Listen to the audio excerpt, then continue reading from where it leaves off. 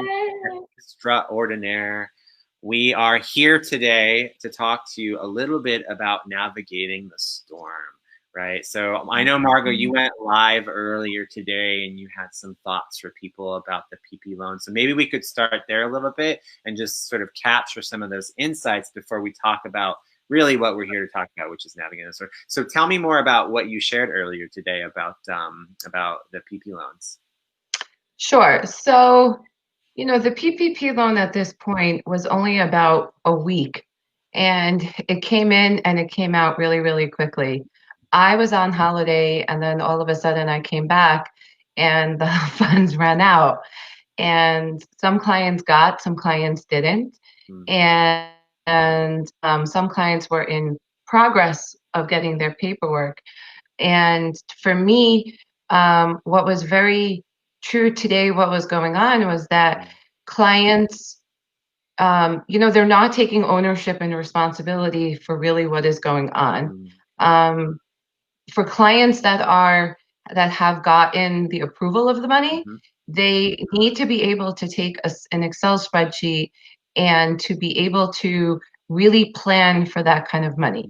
I have clients all over the map of what they're getting accepted for. I have down from $20,000 to like $150,000.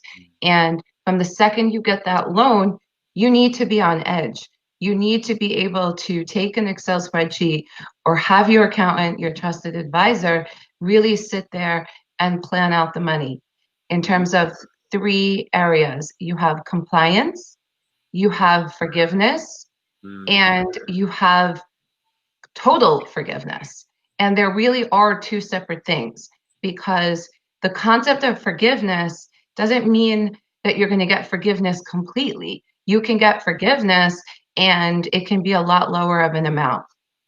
And how you spend the money is really, really important. So there's a quick little mathematical way that you can do it, which is like 75% and 25%. So 75% is on payroll and 25% is like on utilities and rent. Now, paying it on payroll, that 75% is what you should be doing. But if you go according to the normal way that you've been conducting business, you're not going to hit that 75% mark. You're going to have money left over. So if you don't really take proactive measures of really pulling out the money on some type of spreadsheet or some type of accounting program, you could have money left over. And now for the 25%, let's say you don't pay your own utilities. Let's say it's not something that you have and you have really like a phone bill, an internet bill. In the fine print, you find those types of things. And as a business owner, you need to do your own due diligence. And I'm finding that people are just in this massive panic of, oh my God, oh my God, oh my God. And the reality is right now is there is no expert. The expert is the person who is reading up every single day and really taking note of the process, because everything by the hour has been changing. So, that's a little bit of the gist of what I was speaking today about the PPP. And really, don't give up. A lot of people who haven't gotten funding, they're really just upset and they're all over the place. But round 2 is coming. Yeah. Okay. And what you're sharing really highlights or underscores what it means to take responsibility for your business. Because if you're applying for these loans, it means read the fine print, pay attention to the detail, and don't just fill out a form and then think that it's all going to work itself out. And actually, I think what you highlight too is really that, like, how you approach handling this loan is maybe a reflection of how you're handling other aspects of your business. So the opportunity is to it's really to take full responsibility, not just for your cash flow, but your marketing and your sales and your relationship with your customers or your clients, and really go all in and just make it possible for you to get through, to essentially weather the storm, right? And the other thing that you share that I thought was, or that we sort of talked about a little bit before we jumped on the line today, was staying in your lane and focusing on what you do. So whilst on one hand you have to take responsibility for your business, it doesn't mean that you're doing everything in your business. So can you tell us a little bit more about what your take is on staying in your lane? Yeah. So you touched on that with one specific thing of what brought our work together, which is marketing.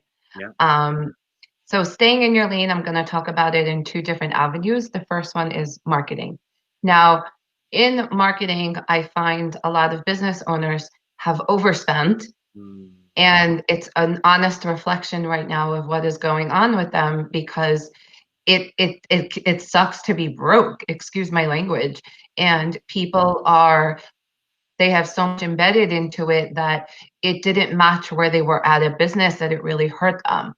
And when they had to submit their expenses for something like these loans, the 7A and the 7B, and these numbers are not going to come back the way that they invested into their business, it's hurting them.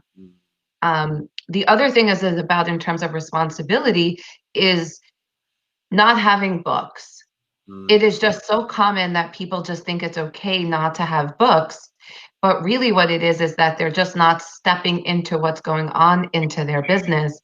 And it doesn't matter who you hire, it's still your business at the end of the day, that what goes wrong, it's on you. And it's generally a reflection of something that you didn't master in your business. And I'll give you an example. Something today happened with my writer that I was upset about, the accrued of the extra time. I thought I did the right thing. I put him directly in contact with somebody else. It was going to avoid having me to relay the information. And then when there was more edits, I was like, hey, like, how did that happen? You guys spoke directly to each other and now I still have to pay more? Mm. Yes, I do. Because the two of them are not going to work together. They're not going to collaborate if the business owner doesn't take into account what happened, and it doesn't matter. And, people take into account different things, but in terms of the financial aspect is, I'm noticing a lot of people don't even know that post-processing payroll, that there's reports in their portal. Yeah, What? Are you kidding me? That's right, right. And then they're not understanding that that information needs to be translated to their books. yeah, Just processing the payroll is not enough. yeah. You got to look at it. You got to know that the numbers are correct.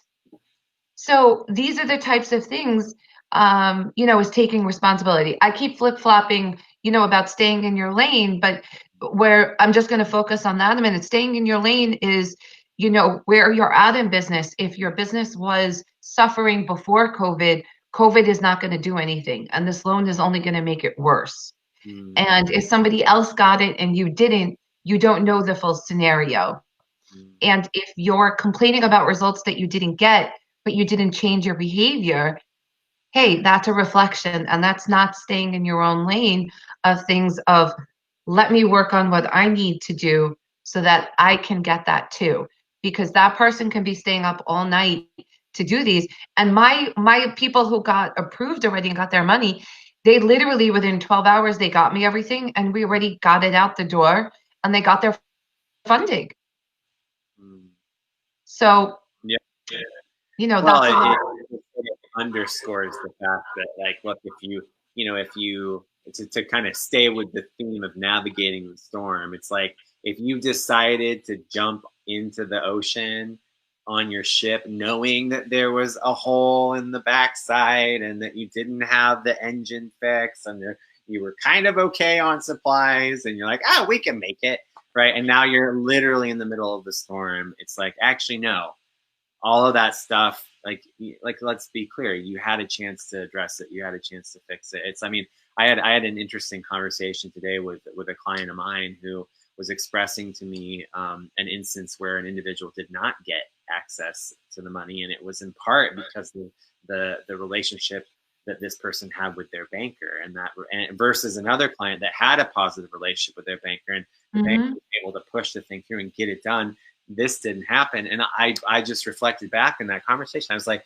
I remember all those years being told how important it was to have a good relationship with your business banker. And I also remember all those years that I and others weren't actually doing it, right? Weren't actually building this positive relationship with the business bank. And I even would say that that's the case with accountants and bookkeepers. It's like people, you hear it all the time.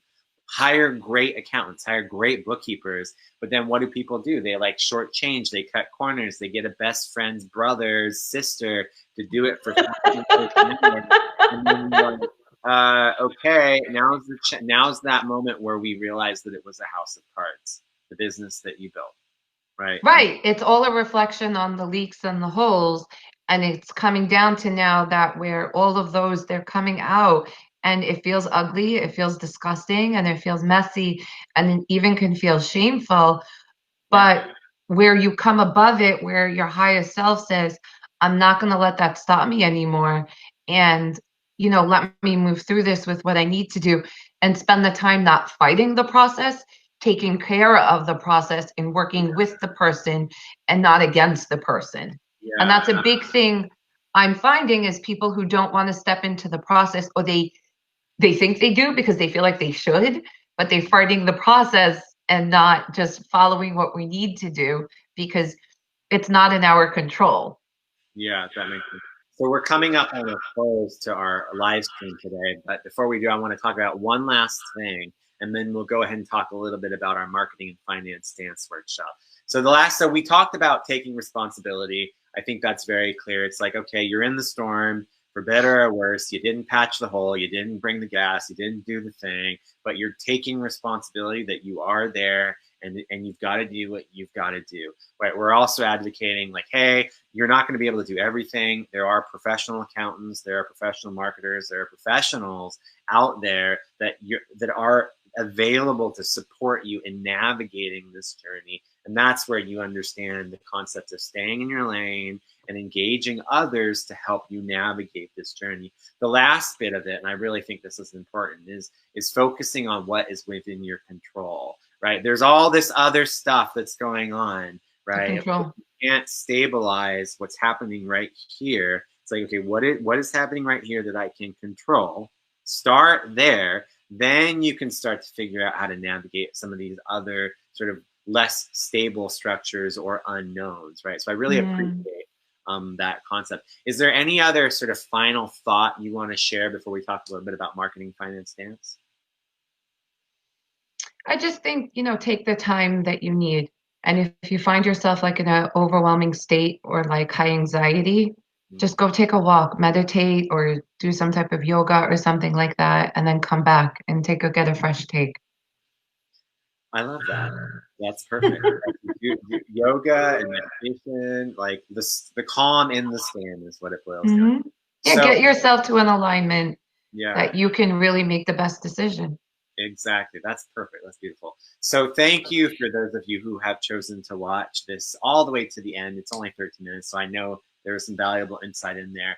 And for those of you who don't know, again, Margo Mastery, the CFO queen, the heartfelt CFO, Mathew Hagum, I am a CMO. And one of the things that we're really focused on right now is looking at the intersection between where marketing and finance dance. So if you're really interested in that topic and want to understand how these two parts of the business come together, go ahead and check out the link to the YouTube video we did. It's actually a webinar we recorded a few months ago. Actually, was it a month ago? I think it was a month ago or so. Yeah, I felt like long story short, it's in the link. Check it out. It's a great presentation. If you do actually watch it all the way through, you're going to notice that there's a special offer for those of you business owners who need some support right now, some spot coaching. We're actually offering what we're calling a business booster, but we're not going to give it to you until you watch that webinar. So watch the webinar, link is below. And come back with like a little nugget that aligned with you. Exactly. That would be great. Exactly. And we will be live tomorrow, same time. We've got several other live streams going on this week. So just stay tuned to this Facebook page if you want to keep up to date on the conversation that we're having. And with that, have a beautiful day. Thank you, Margo. Bye, everyone. Bye-bye.